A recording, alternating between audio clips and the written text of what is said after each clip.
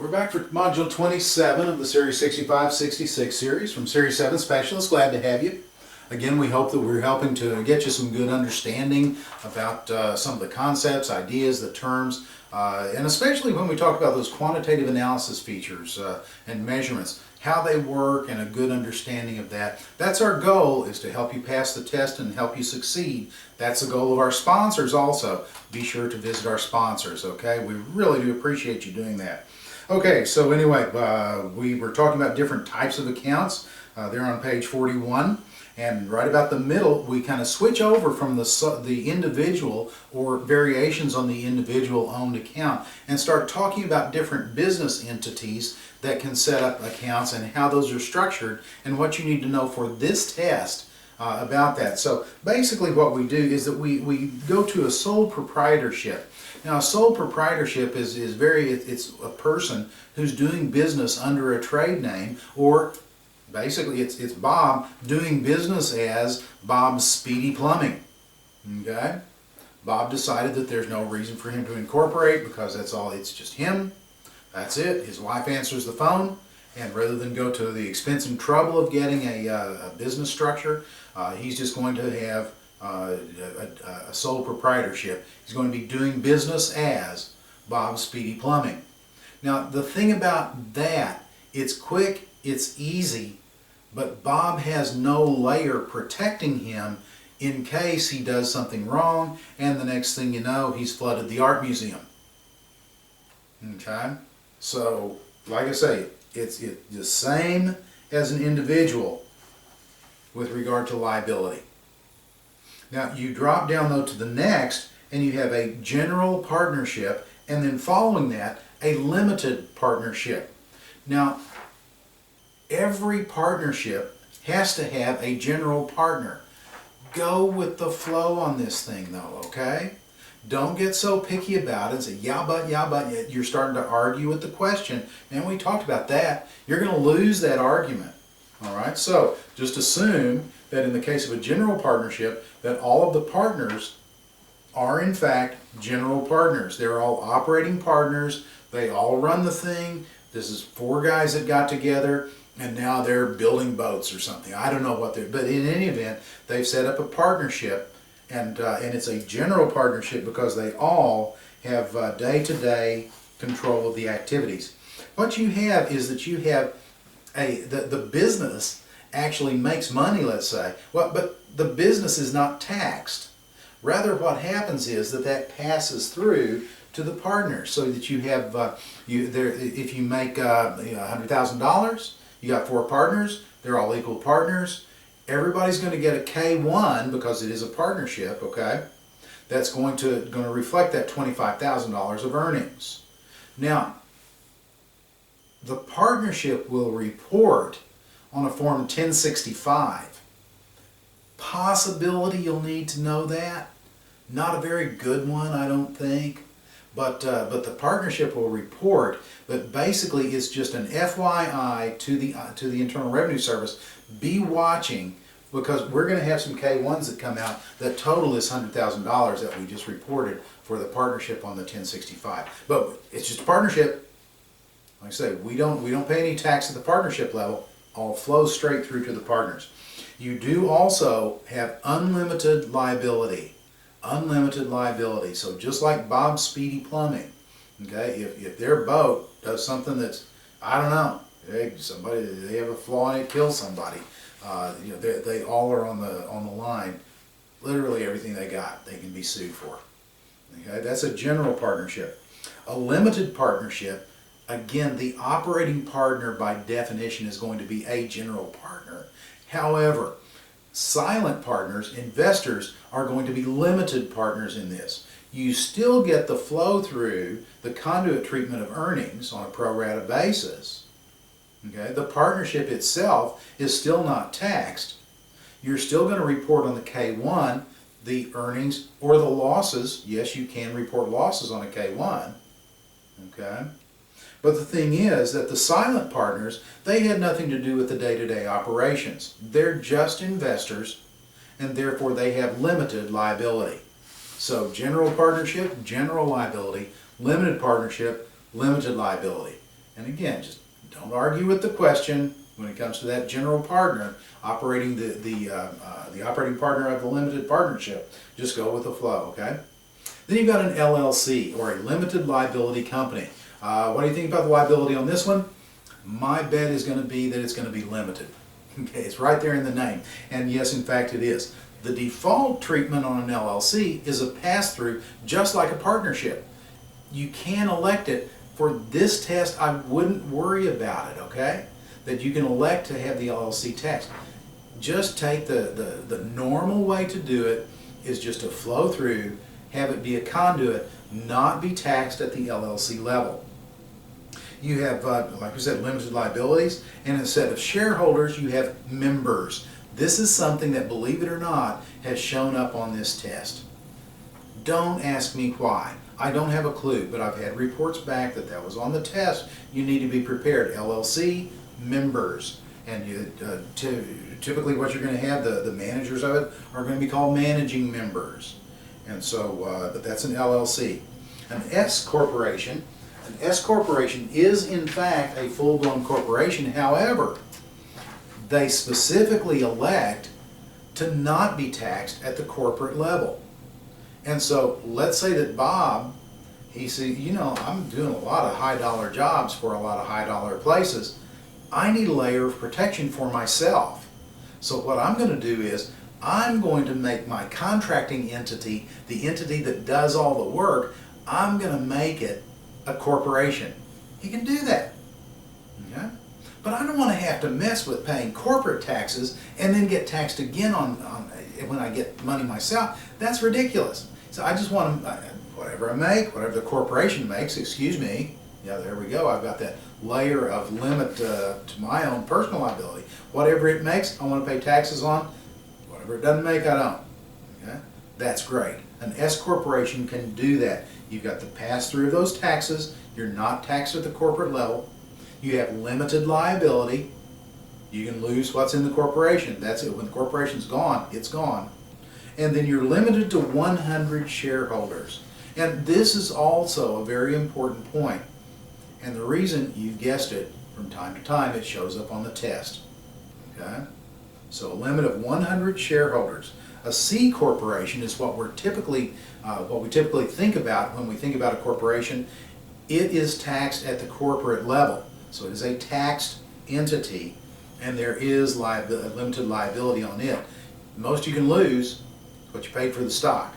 Shareholders, same thing. Just like I said, it's what we're used to. With regard to trusts, you have simple trusts and complex trusts. Simple trusts distribute out all their income annually.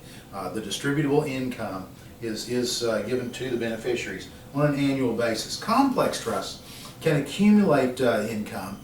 Really, again, you're not going to get into a lot of detail about this, but I would be conversant with the terms and with who can do what, and the fact that the main thing is that you do hit maximum tax brackets in trusts and estates just very, very quickly. And again, because of the fact that the tax rules change many times just from year to year, rather than go through the exact dollar amounts where you start getting taxed or where you hit the maximum tax, it's very low. Let's just put it that way, okay? So you always have to either distribute or be prepared to pay tax or have a tax plan strategy for undistributed income. Some of the terms that you have, the grantor or settler, that's the person who gave the money to the trust. All right, so that's Grandpa. He granted the money to the trust.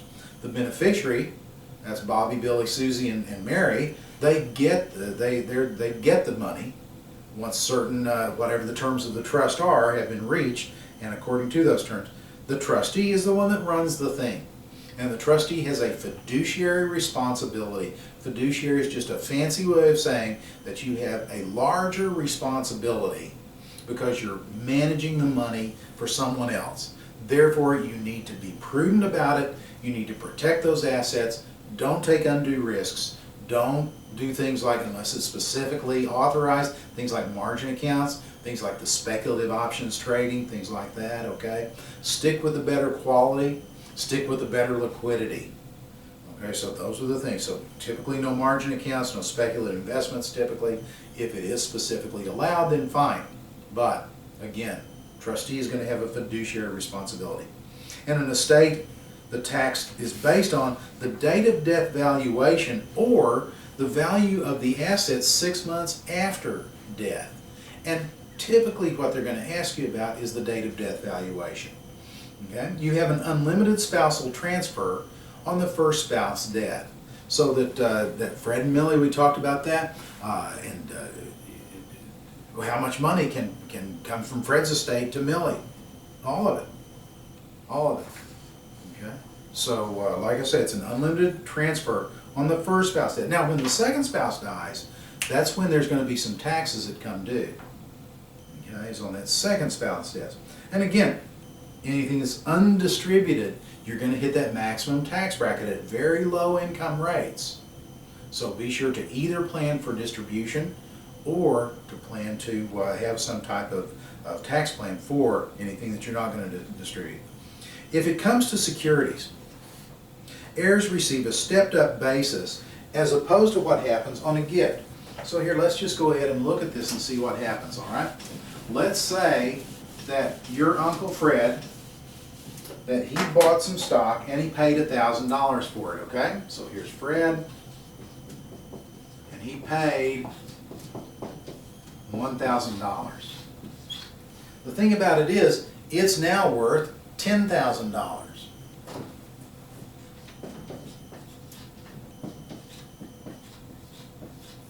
So basically what happens is that he gives it to you.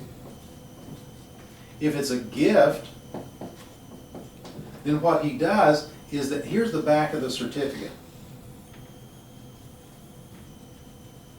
That little thing up there looks like a postage stamp. No. That's a price tag, and it says $1,000. So you decide to sell it, and you're going to say, well, now, gosh, let's see. Wait a minute, what's the price? What should I use in my cost basis? All right, there's the price tag. It's on it. Okay? And so you take the $10,000 minus the $1,000, you've got a $9,000 capital gain. On the other hand, Fred says, I want you to have this, and so I'm going to come over to your house and give it to you. But unfortunately, he's in a fatal traffic accident on the way over to your house. He left a note, I want to do this, told his attorney, whatever, okay? You've still got the $1,000. You've still got the $10,000. That didn't change. But now let's look at the front of the certificate, okay? And there's the fancy artwork and whatever. All right. And now right up here, that's where the accountant wrote down the date of death valuation.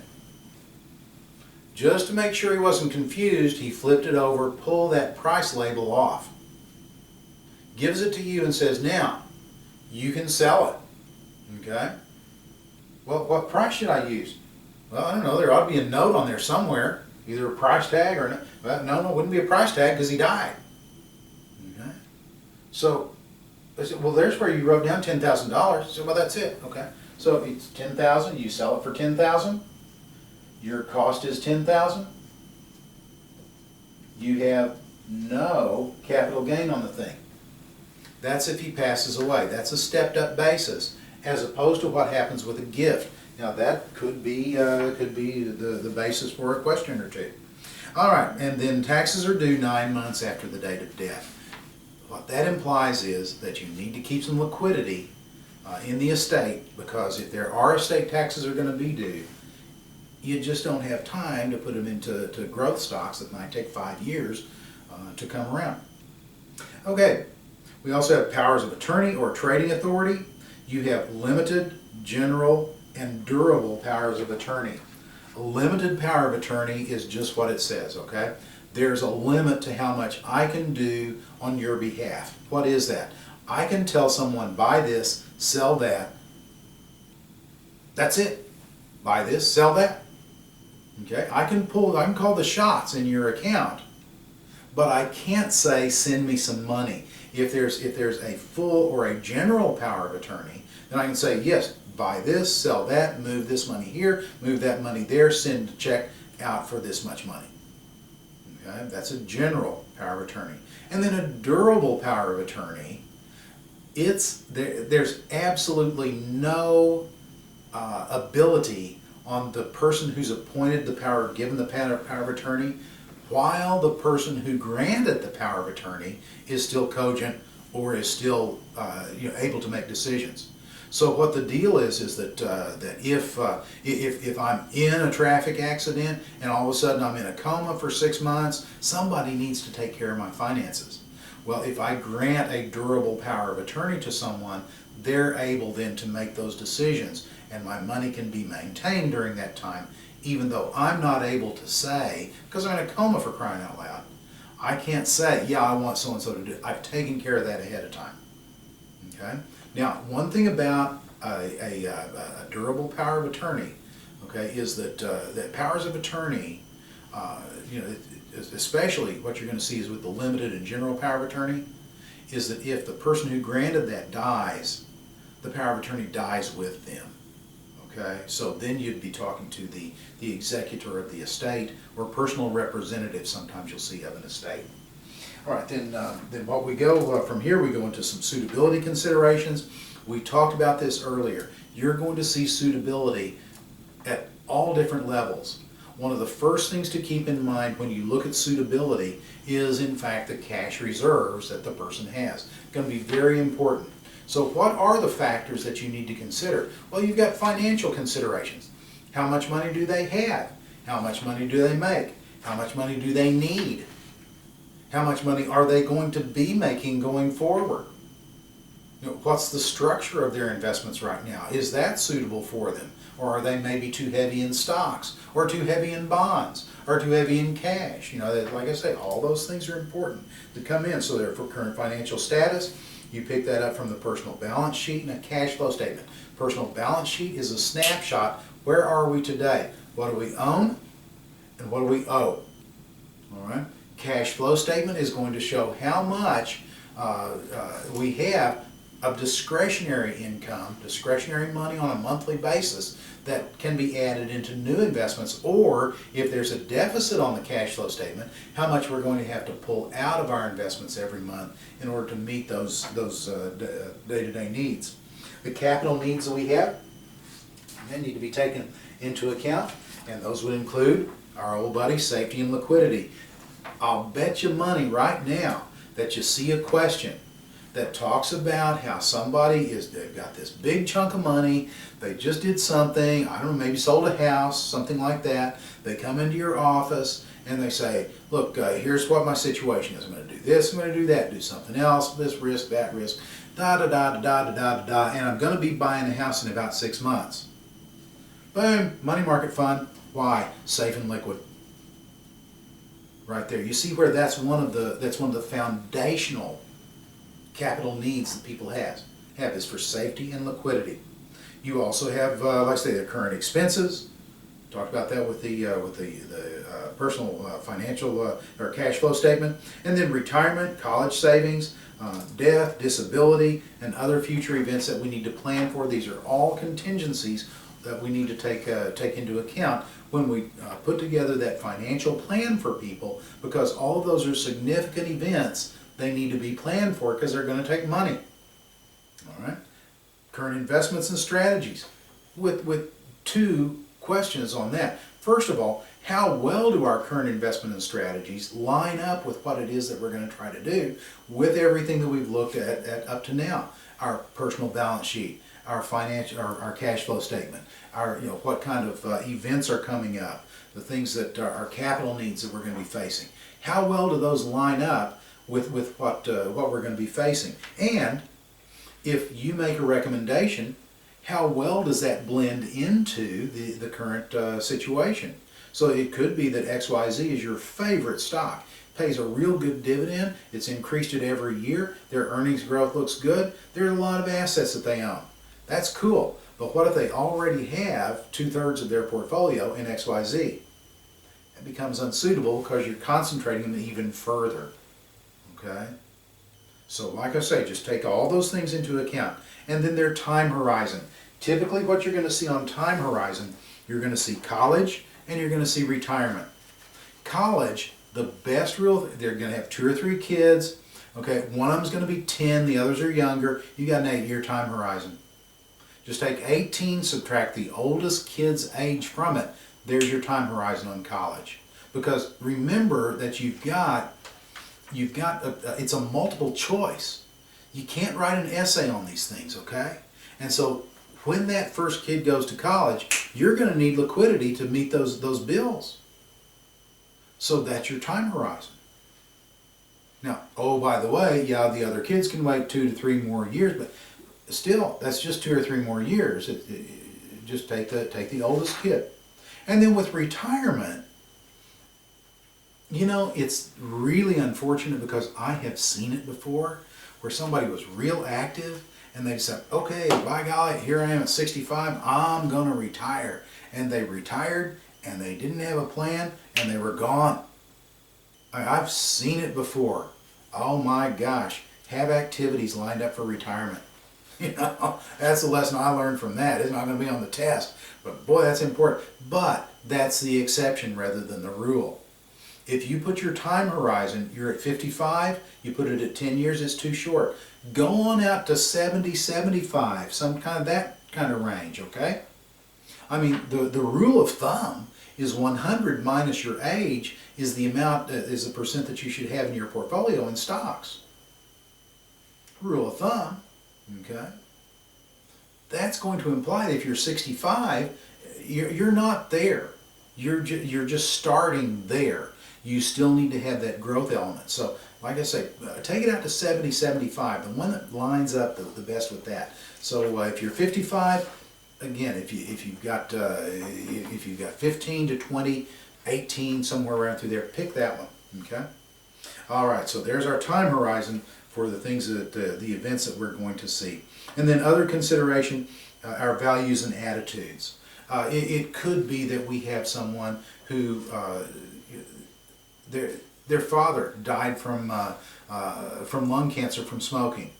They'll never, ever, ever own a tobacco stock. That's important. Honor that.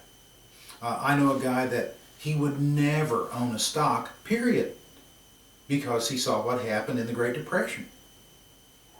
Is it wise? Yeah, for him it is. Okay? Values and attitudes. Risk aversion. There's only so much risk that some people can take, and for some people it's here, and for some people it's there, and for other people it's here. You get the idea. How risk averse are they? If they're very risk averse, stay conservative with them. If they're able to take on more risk, then that's cool. You don't have to. Always err to the conservative side if you have to make an error. Their own experiences, their demographics.